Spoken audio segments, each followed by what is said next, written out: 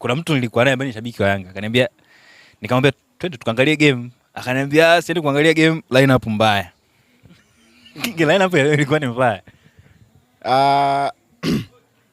Approach ya mwalimu na line up haikuwa mbaya.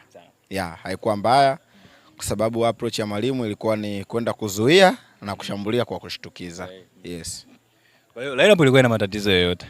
Line up ilikuwa ina matatizo.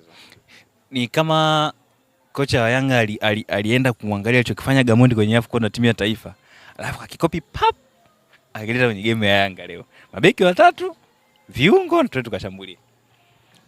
Ukiangalia lineup ya mwalimu Pedro ilikuwa ni defense minded zaidi kuliko kwenye kushambulia. Ukiangalia kuanza kwa mabeki watatu wa katikati, yes, ambao ni mabeki wazuri zaidi. Timu ikiwa na mpira pia wakiwa hawana mpira. Uwepo wa mafullbeki wawili, Israeli Mwenda na Shadrack Kiboka, inaonyesha ni jinsi gani ambavyo wakiwa wanashambuliwa wanakuwa very compact nyuma, kwa sababu wanarudi kwenye shape ya back 5. Yes, inakuwa na 5-4-1. Wanaenda na 5-4-1. Mbele anabakia Depu kama Depu mwenyewe kazi lone striker.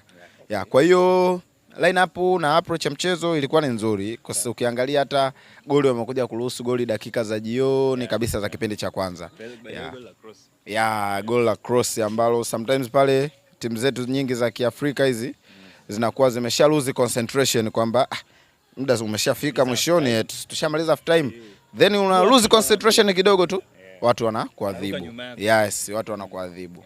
Ndio. Kwa hiyo kwenye lineup tuko vizuri. The way kocha alivyopanga kile kikosi kwa leo, amepanga kulingana na jinsi ambavyo approach yake ya mchezo ilikuwa inataka, na alikuwa sahihi kulingana na aina ya mchezo aliyoenda kucheza. Yes, kulingana na aina ya mchezo uliokuwepo, approach ya mwalimu na kikosi alichoenda nacho vilikuwa sahihi zaidi ya 80%.